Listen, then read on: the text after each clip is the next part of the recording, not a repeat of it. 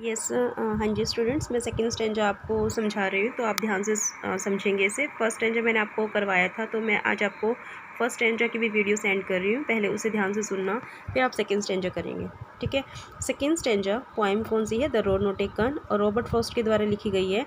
इसमें क्या लिखा हुआ है?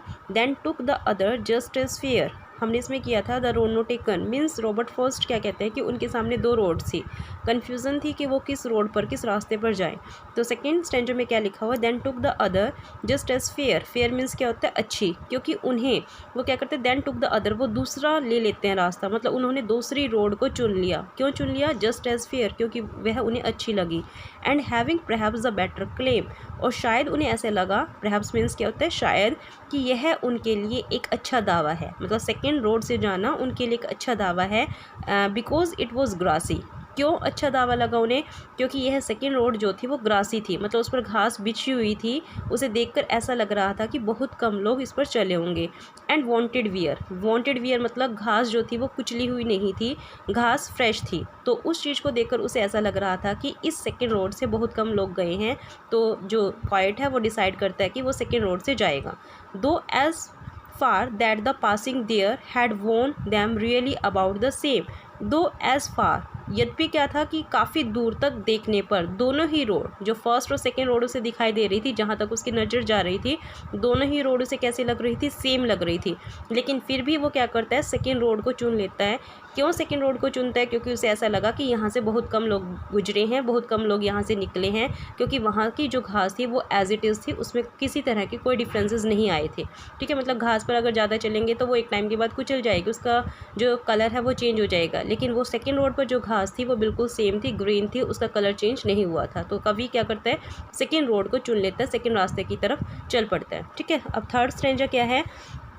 Then both that morning equally lay, उस सुबह वो दोनों रास्ते, मतलब कवि को दोनों रास्ते जो दिखाई दे रहे थे, जितने उसे दिखाई दे रहे थे, बिल्कुल इक्वल थे, दोनों एक जैसे थे। In leaves no step had trodden black, in leaves उन पत्तों पर कोई भी कदम नहीं पड़े थे जिससे कि उसका कलर ट्रोडन ब्लैक मतलब चेंज होकर ब्लैक नहीं हुआ था। मीन्स वो जो ग्रास थी, जो घास थी, वो ग्रीन कलर की थी। अगर उस पर लोग चलते तो वो कैसी हो जाती? ब्लैक हो जाती। तो वो ब्लैक नहीं थी बल्कि वो ग्रीन ही थी। इसका मतलब क्या है कि वो दोनों रास्ते जो थे, जहाँ तक कवि को दिखाई दे रहे थे, वो दोनों एक जैसे थे। Oh I kept the first for another day, कवि अब दूसरे रास्ते पर चल पड़ता है। काफ़ी दूर चलने के बाद वो सोचता है कि ये जो फर्स्ट रास्ता है इसे मैं फिर किसी दिन चुनूंगा।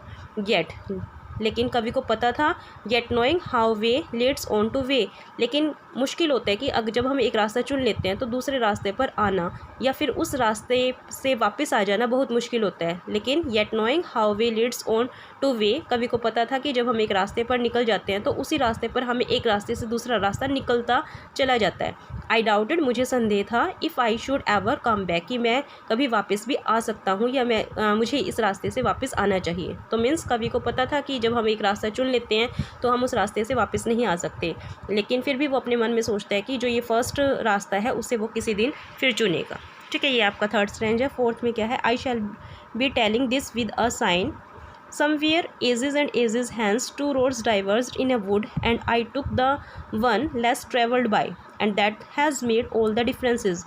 आई shall be telling with this with a sigh, कवि कहता है कि somewhere ages and ages hence, कि इसलिए कई वर्षों के बाद, जब कई वर्ष बीत जाएंगे, I shall be telling this with a sign, में एक साइन के साथ, मतलब गहरी सांस लेकर क्या कहूँगा? Two roads diverged in a wood, कि एक जंगल में, वुड मतलब जंगल में दो रास्ते निकलते थे। And I took the one less travelled by, और मैंने उस रास्ते को चुना था जो कि लेस ट्रेवल्ड बाय था, मतलब उस पर कम लोग चले थे। And that has made all the differences, और यही उन दोनों में अंतर था।